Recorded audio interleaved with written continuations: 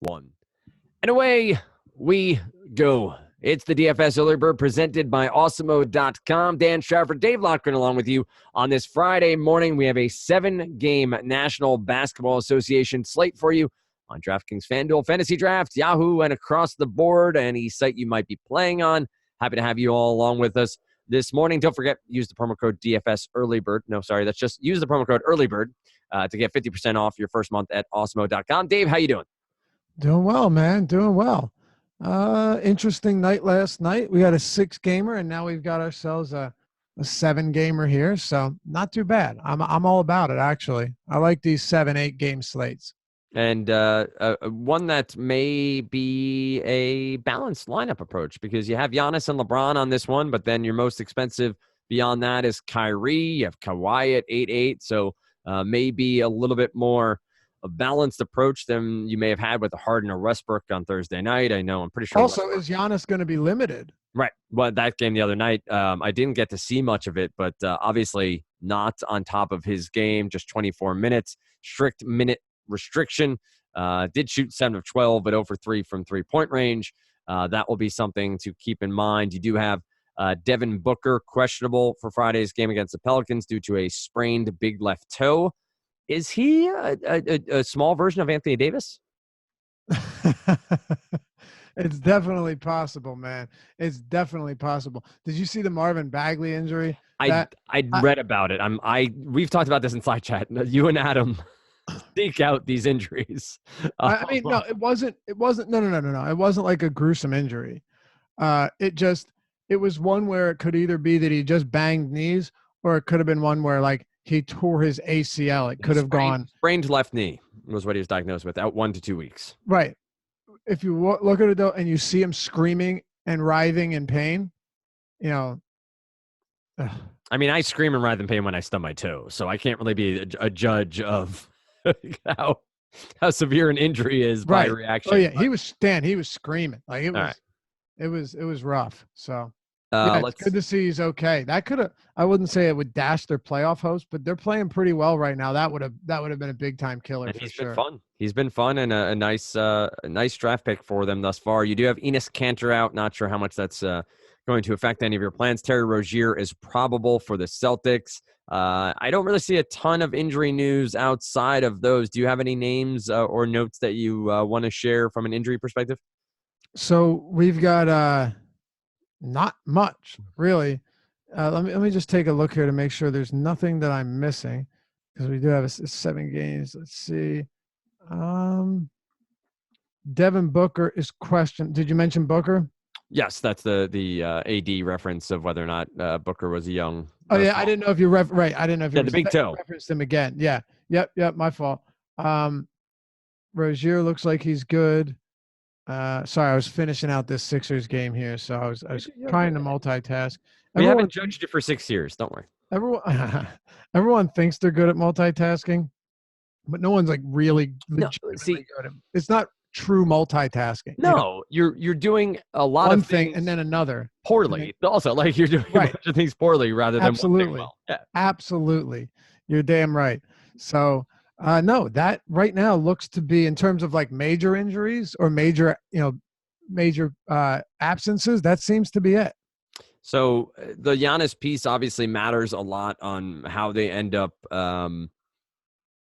handling his minutes on Friday. This is a game against the Lakers, against LeBron. You can make of it what you will from a motivation standpoint, but simply from a matchup perspective and the lack of true high-end star power, Giannis would be in the mix if you were going to get a ton of minutes from him. But let's start at point guard, where we always do each and every day here on the DFS Early Bird. We go position by position, Monday through Saturday. You get me and Dave on Mondays and Fridays. You get Adam and myself on Wednesdays, and you get Emac and Adam on Tuesday, Saturday, Emac and Dave on Thursday mornings. Programming note, not that anyone really, but Monday morning I will not be here. Wednesday morning I will not be here, traveling for the day job.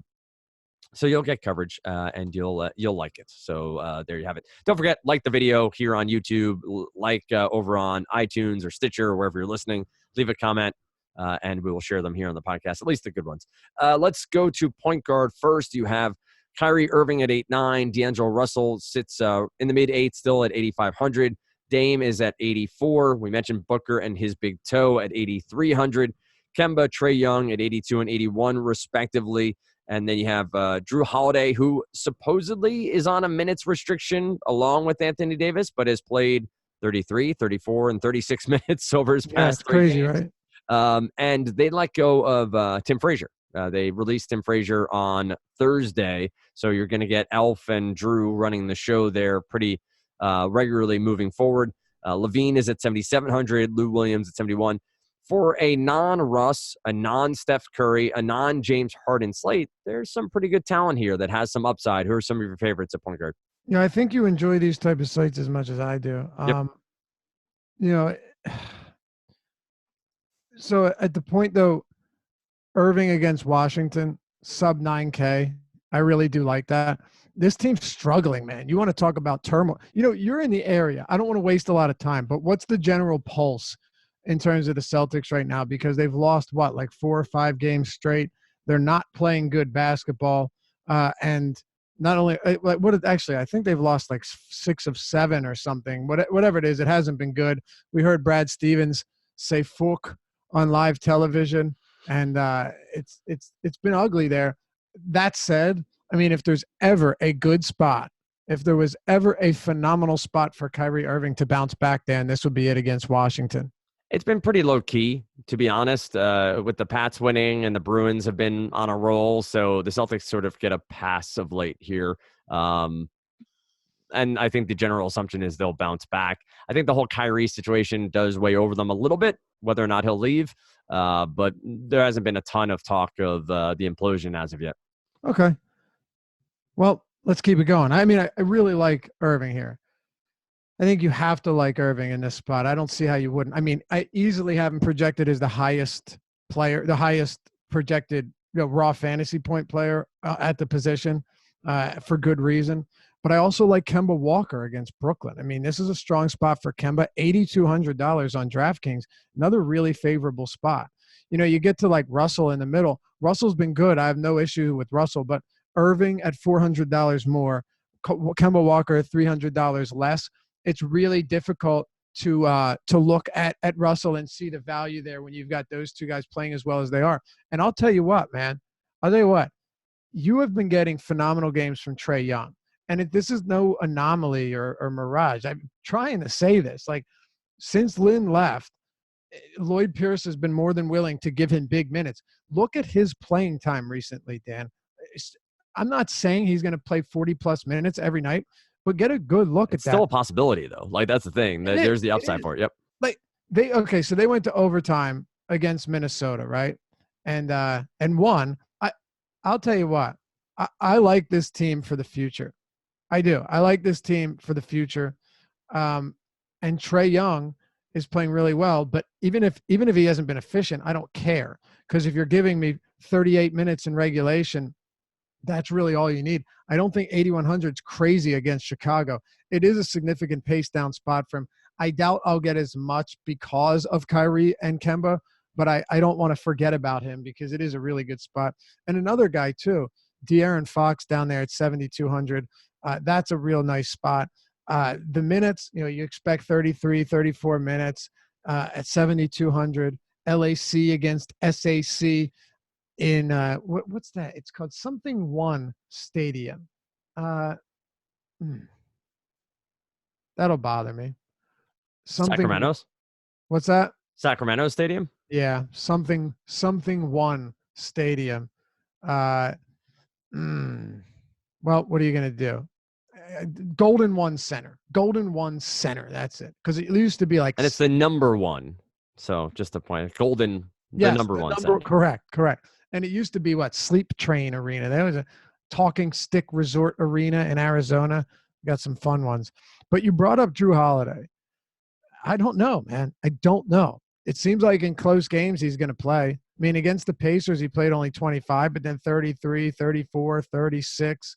What are you going to do here? Like, the easy answer, like the easy way to get around it is Trae Young at basically the same price is perfectly fine pivot.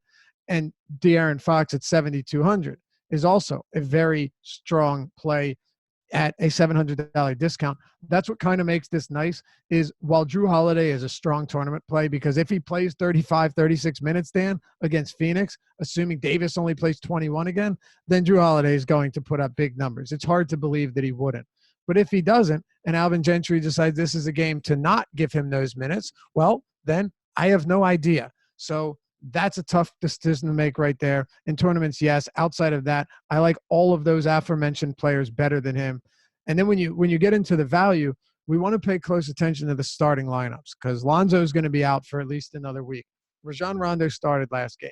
When Rondo starts, Rondo is a top play. He's going to play. He's going to start. Walton said after the game, he's in the starting lineup for the foreseeable future. Oh, did he? Okay, yeah. Good stuff. Yep. So there you have it. I mean, when Rondo starts, he is a top value until his price comes up. If Rondo was 6K here, I'd play him. He's 5K flat. Is he facing a tough Milwaukee defense? Sure. But number one, they both play at a massive pace. Like the elevated pace is this game. What's the total on this? It's got to be around 240, 237. Rondo's 5K flat. He played 37 minutes in that last game. And they need to find some type of spark at this point. He had 16 assists, 7 rebounds, and 11 points. He definitely did not disappoint in that home win against New Orleans that they had no business losing. But still, that is a good spot to go. Rondo right now, the top value at this position. One of the top value plays on the slate. On the other side, you can look at Malcolm Brogdon as well. And I'll give you another mid 5K player, Elfrid Payton. Yep. Elfrid Payton, barring injury, barring foul trouble, he's going to play 30-plus minutes. And against one of the worst defensive backcourts in the league, I think you can lock him in for around 35 fantasy points or more. It's a really nice position from top to bottom, and I kind of love that we don't have to worry about Westbrook or Harden tonight. Absolutely. I think you nailed on Payton there, and I think even the price point at 5,600 hasn't risen enough to get me to not consider him here. 6,500 or above for Payton with questionable minutes and Drew Holiday maybe playing a little bit more than we expect would be a little bit of a concern, but I like Payton a lot here.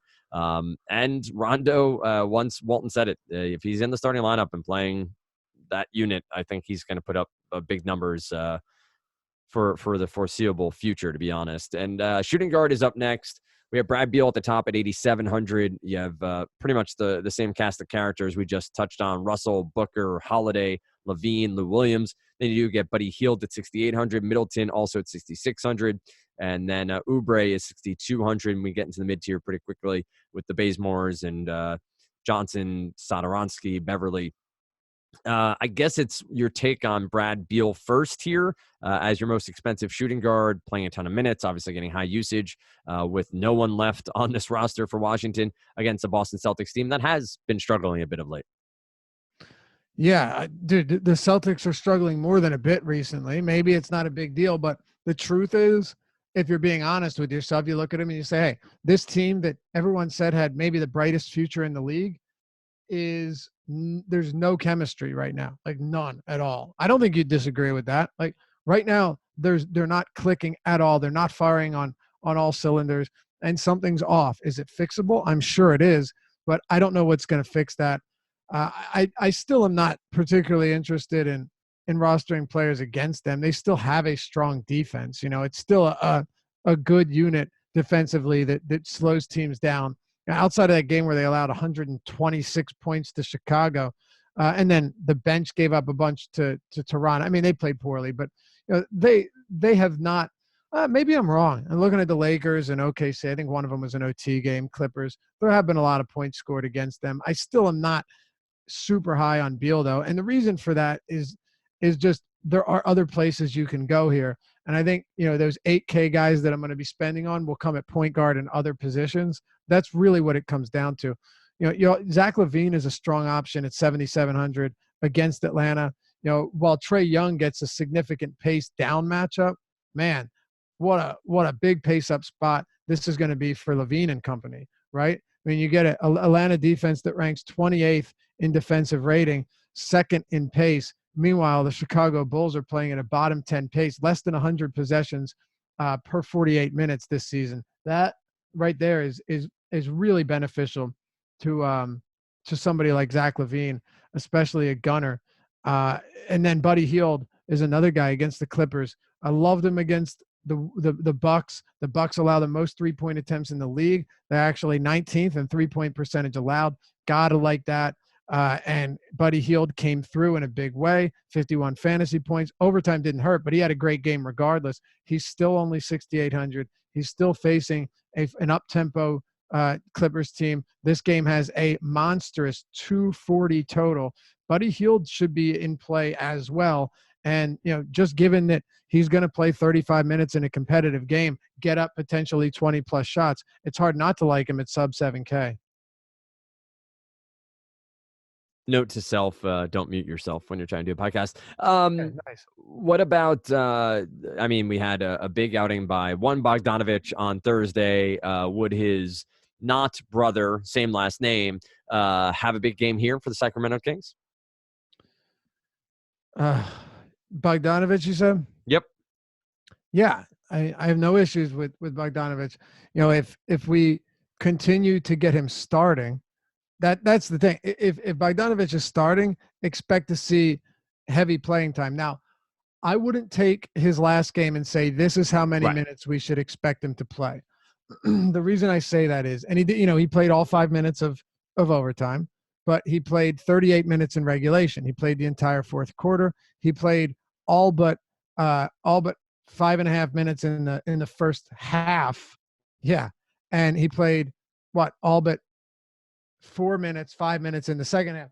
He was playing really well. Like Bogdanovich was having a really great game. So I'm not saying that, and he had 10 of those points in overtime, but he still was playing strong. He had 8 assists, 8 rebounds. It was a big game. But I'd give him, 32, 33 minutes. I feel pretty good about that. And at a still pretty discounted price point, a 240 total game, Bogdanovich absolutely makes sense here. No doubt about it. All right, let's any cheap options here? I sound like a freaking bird. Any cheap options here at the shooting guard position? I know people want to keep trying to get something out of this backcourt for Atlanta, but it's just been tough, man. Like I'll say that, like, Kevin Huerter played 30 minutes last game. Does Kevin Huerter have value at 3,500 on DraftKings? Well, he might, until you consider the fact that he played the entire overtime period. Right. So he really only played 25 minutes in that game. I'm not really interested in him there. I knew I had something on. I know I had a dog hair on my lip. I wasn't going to rest till I got that. I was just waiting for it to resurface. Bembry played 34 minutes last game, but who the hell knows if that's something we should expect to continue. Those minutes came off the bench. And I mean, is that something we should expect to continue? Seriously, I have no idea. What I do know is that that the foul trouble, I believe, was an issue. I can't remember who it was for Bembry to get those many minutes. But I just don't trust that he's going to get that much run. If you think he is, wow, he's minimum salary. He's the dead min on DraftKings. 3K. Yeah, I'm not a Bembry guy, but he's literally minimum salary. That does change things. That changes things against Chicago. I didn't know he was that cheap. If he's gonna be the bare minimum against the Bulls, or really against anybody, and maybe get 30 minutes, then he's in play. The last guy I'll throw out here for you, Dan, Jeremy Lamb, off the bench, has played 31 plus minutes in both games. And I would expect Borrego to continue giving him quality playing time as their first man off the bench. And it's not like Miles Bridges is a guy that you're going to be running out there for monster playing time. Give him 23 minutes a game, 24 minutes per game. Let Lamb – actually, did Lamb – no, Lamb didn't start. No, he didn't. He came in for Bridges, and they actually, oddly enough, they rotated in and out for each other until the fourth quarter. They played a few minutes with each other, maybe like 7 minutes overlap in the fourth quarter. That's what makes it so valuable. I think Lamb plays another 30-plus here, and he's got this very enticing matchup against Brooklyn. He's another player at 5,300 that I like quite a bit. Well, it's one of those examples.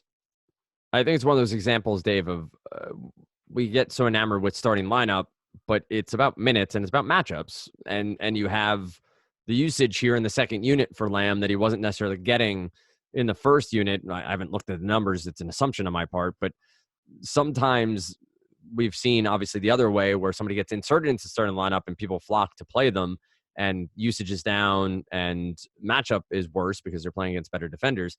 Here's the opposite where Lamb's getting a different run, different set of offensive plays, more plays for himself. Makes sense that he could have some more upside than we may have assumed when it first happened. But makes sense here to at least keep an eye on exactly how it will all shake out. And you know what else? It's a good point, but it's a good point. Another thing too is he's playing like 8 or 9 or 8 to 10 minutes with Kemba off the court, and that's something you like to see as well. When they're starting alongside each other, you don't get that. You get even 7-8 minutes with no Kemba. Those you're going to be the highest usage player on the court. When Kemba was off, it was Lamb, Kid Gilchrist, Tony Parker, Malik Monk, and Biyombo. Monk's going to get some opportunities, but he's only playing really a few minutes per game. And then in the second half, when he played more minutes without Kemba, you're looking at Batum and Marvin Williams and Parker and Biyombo. Lamb is clearly the guy that's going to dictate that offense. And he's closing too. It's not that. Well, that's right. To get 30 minutes or more off the bench, you're definitely closing.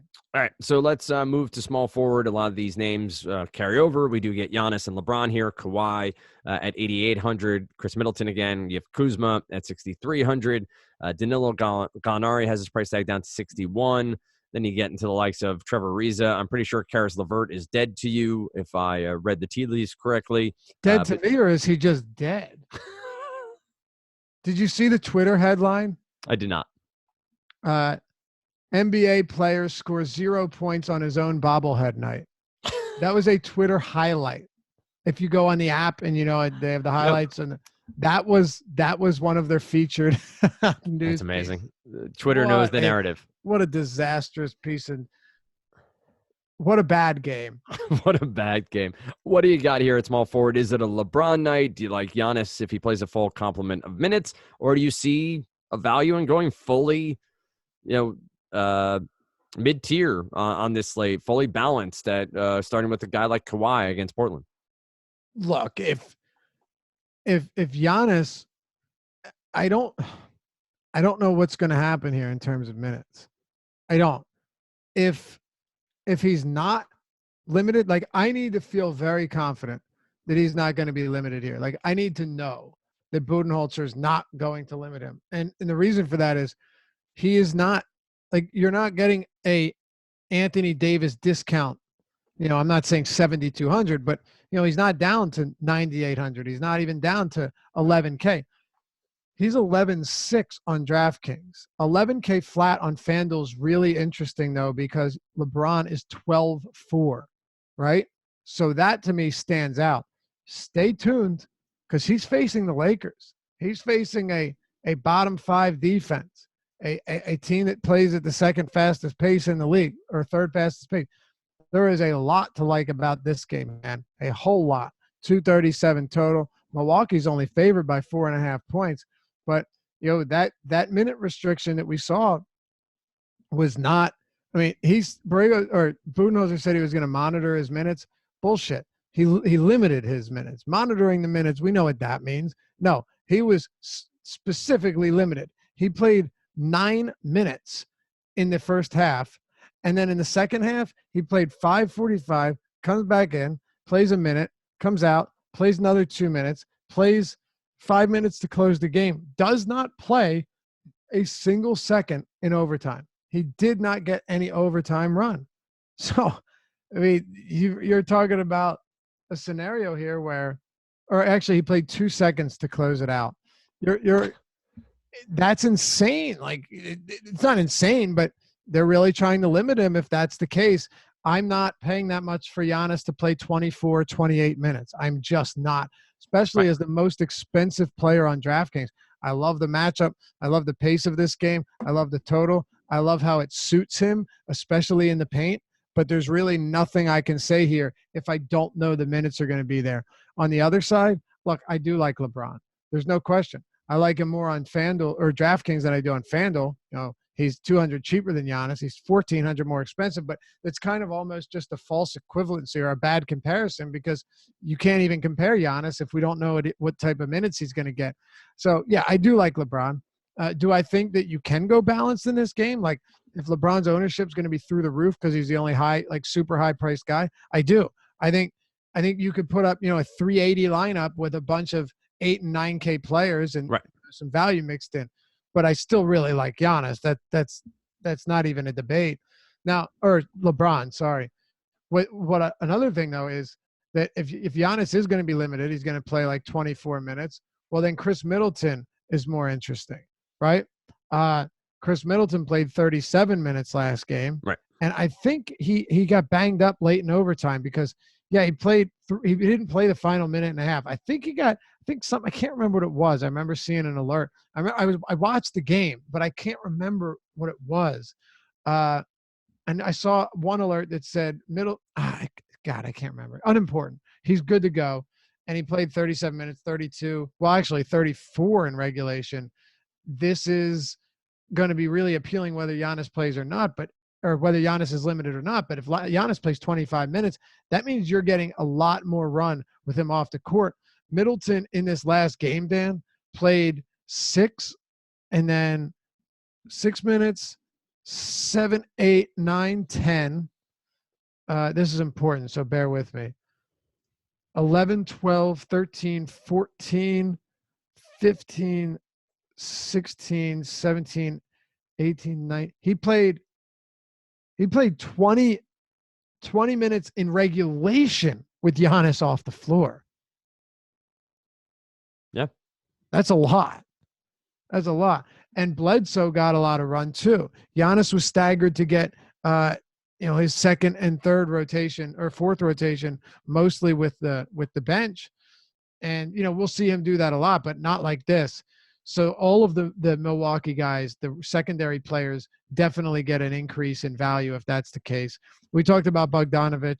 He's a strong play. Otto Porter is fine. I never love him, but he's playing 35, 36 minutes every night since joining the Bulls. So you have to like that. We talked about Lamb. I'm not touching Karis LeVert.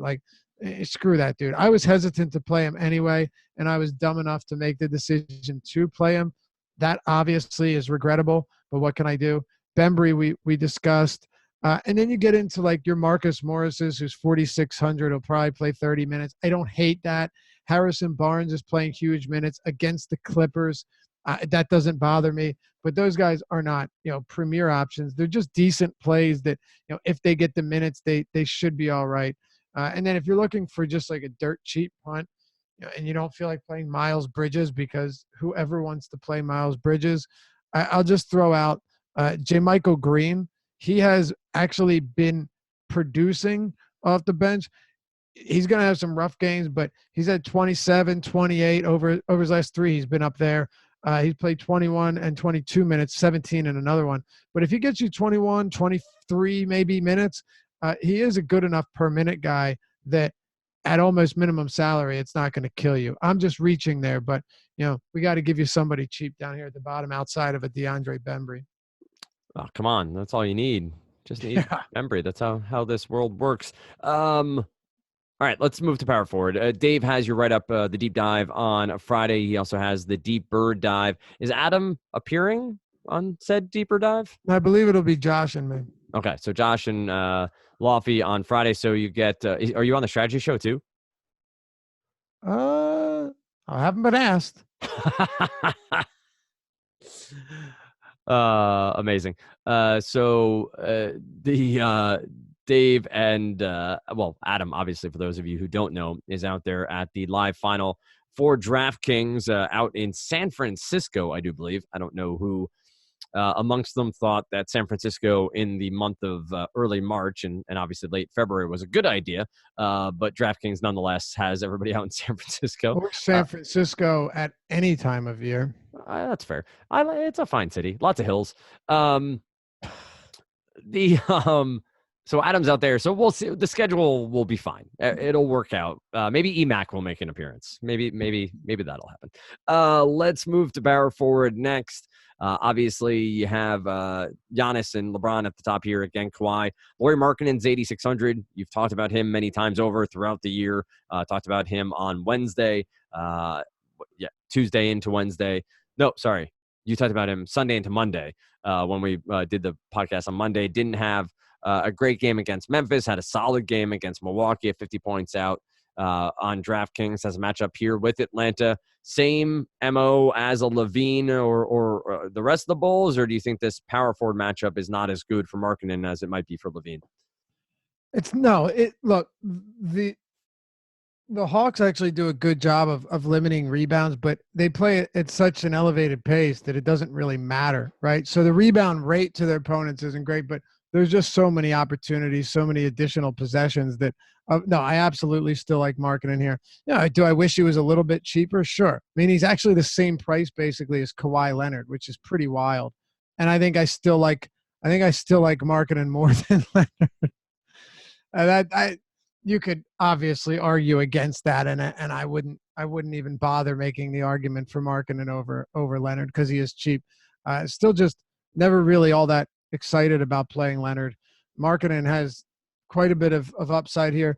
Leonard, again, I can't ignore 8,800, but I still think there are plenty of other really solid plays that aren't going to force you to go there. You really don't have to. One guy that stands out to me, you'll probably laugh, but Anthony Davis is down to 6,800. Yeah, I mean, he has to stand out. Yeah. Look, he's facing Phoenix. Their front court defensively is so rough.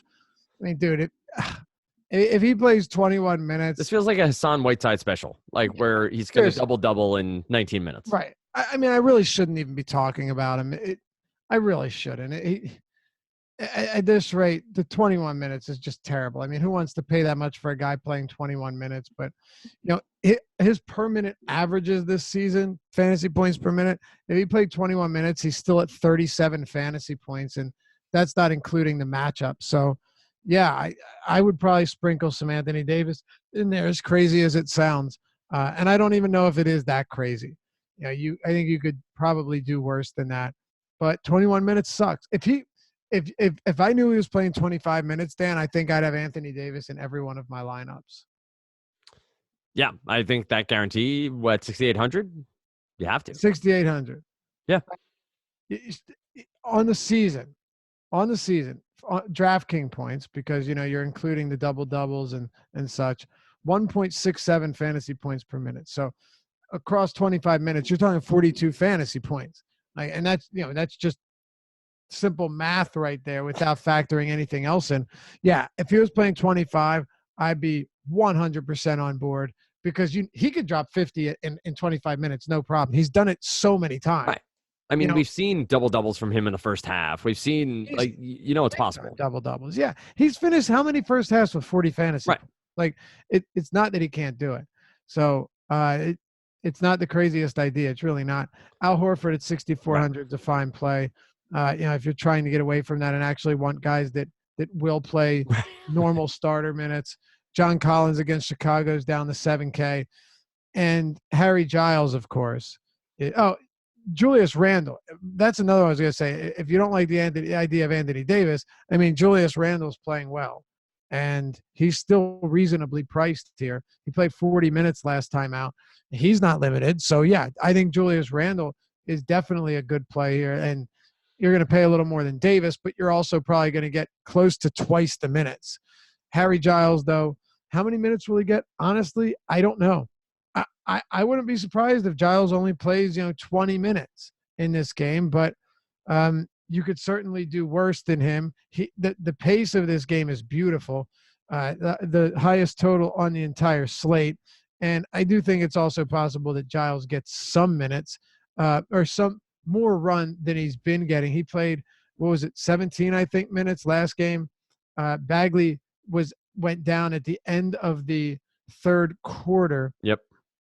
The problem is that Bagley's a bench guy, so it's not like you have to replace him with someone in the starting lineup. And You don't. So Barnes came in for Bagley when he went down, and then Giles played like 6-7 minutes, and then came out and didn't come back in. They closed the game and overtime with the starting lineup. So I wouldn't get overconfident in Giles minutes, but I do think at the bare minimum, 3,100. So he's $100 off the minimum. The Giles is still perfectly reasonable here because he is a +1 per minute guy on the year. All right, let's close it out with some talk around center, where at the top end, it's some of these MPE guys with Markkanen and Randall. Nurkic is 7,300 against Toronto. DeAndre Ayton is 6,900. You do have AD, Al Horford, Harrell, Portis, Cody Zeller, matchup I always like to focus in on against the Brooklyn Nets at 5,800. And then you have Jared Allen on the other side of that. Center not as deep as we typically see, but still some names here that can make it work in a balanced lineup. Who do you like the best? Yeah, it's not as deep, but it always gives us something. Oh, by the way, Kyle Kuzma, if he starts at center again, did Walton say he was going to keep that same starting lineup? He didn't say. I saw the note on Rondo. I didn't say anything about Kuzma. Okay. You're right, though. Not as deep. Like, if you have the MPE on DraftKings, you have Randall, you have Markkanen, you have a bunch of different guys. Davis. On FanDuel, it's different. Like, your highest priced guy is Yusuf Nurkic, right? Your highest priced player is Yusuf Nurkic. Do I think Nurkic is in play? Yeah, I do, because as you mentioned earlier in the show, Enes Kanter is out. So we probably get Nurkic back up above 30 minutes, give him like 32 minutes in this spot against a bigger front court in Toronto. Actually, I think this is a solid opportunity for Nurkic. By the way, he's $7,300 on DraftKings. Right. That I have no problem with either. And DeAndre Ayton's down to $6,900 on DraftKings, 76 on FanDuel. I assume he's going to be pretty popular, but for good reason. I mean, Ayton's a strong play. He has not been just lighting it up lately, but he's still been pretty solid. And it's 6,900, 7,600 at a relatively weak center position. I like him as well. Willie Cauley-Stein, another one where, how does Bagley affect Willie Cauley-Stein? Well, I don't necessarily know how much it does affect him. He played alongside Cauley-Stein in the first half, and we've seen a lot of this season. And then Willie Cauley-Stein will sub in for him in the first quarter. Willie Cauley-Stein will sub in for him in the second quarter. And then in the third quarter, though, he subbed in for Willie Cauley-Stein. So expect this. I would think you'd see more minutes for Cauley-Stein here, and hopefully Giles gets a bunch of those backup minutes or all of them. If you don't think Cauley-Stein's going to get many minutes here, then you're going to have to like Harry Giles. And I with the bodies that they have, Brewer's even getting some minutes. The question is, will Giles get some minutes at the 4? And if he does, then you can expect to see good minutes for Cauley-Stein and Giles, and I wouldn't have a problem playing them alongside each other. If it's just even if he doesn't, they're both so cheap, Dan, that this may be one of those circumstances where you're just willing to overlook it when you're literally paying a combined $7,600 for both of them against the Clippers, who struggle mightily against opposing bigs. What do we got? There's a name I wanted to touch on here. Oh, it wasn't because I wanted to play him. Never thought I'd see the day where Jeff Green was listed as a center. Yeah, I know. It is something, isn't it? Anybody else cheap? JaVale McGee or an Okafor or Ed Davis in these matchups, sub 4K that you think are viable or ready to ride, a little bit more expensive? Definitely not Okafor. He played 3 minutes last game, but Brook Lopez is not a terrible play here. He's getting big minutes. He's playing really well. I like Lopez against this former team, the Lakers. Actually, you would have to think that Walton goes back to the JaVale McGee at center, right? You would think so. Maybe not. I mean, Brook Lopez and Giannis in that starting lineup, and you have Kuzma at the 5. That could be a little bit concerning. So either way, I would expect Brook Lopez to get a lot of minutes here, and I like him. outside of that, if you wanted to punt like an Ed Davis once in a while, he can get it done. I think your value here though is Giles and Cauley Stein. Both of them are reasonable. Your mid range guys are DeAndre Ayton, Yusuf Nurkic, actually the highest priced guy on FanDuel, but 73 on DraftKings, and Brooke Lopez is in there as well. If McGee starts, I don't have an issue with it. But it's really tough to know what we're going to get out of JaVale McGee at this point. He came off the bench, played only 11 minutes last game. He would need to start for me to think he could even get upwards of 18 to 20 minutes. And right now that's concerning. But at 3,900, if he's back in the starting lineup, I'd be okay with JaVale McGee. I definitely would. Over Ed Davis. All right, let's do our typical. Well, let's make it, I think, a little bit more interesting than just the two top guys. Let me give you a handful. Yeah, because one of them, we don't even know if he's going to play his normal minutes. All right, let's do the top 5 most expensive. And this is, let's say Giannis is in for 24 minutes. That's the stipulation here. Giannis gets 24 minutes. LeBron, Kyrie, Kawhi Leonard, or Bradley Beal. Okay, I like it. I think, let me take LeBron out of it because he is, I know you're doing like a roster construction standpoint, yep, but I haven't made rosters yet, so I haven't made lineups yet. Let me go Irving. This feels like a spot where Irving can bounce back, have a monster game. We know that he's got that 60-plus fantasy point upside. He's done it on countless occasions this season. And Dan, in competitive games, he has been seeing upwards of 40 minutes in regulation at times. So the upside, the ceiling with Kyrie Irving, and the sub 9K price point on DraftKings, FanDuel 99 is a little different, but I still like him. That's hard to get away from. All right, that is going to do it for this podcast. You get Dave on the deep dive, which is the write-up you can get over at awesemo.com. You need to be a subscriber to get it, though, so use the promo code EARLYBIRD, one word, to get yourself 50% off your first month at Awesemo.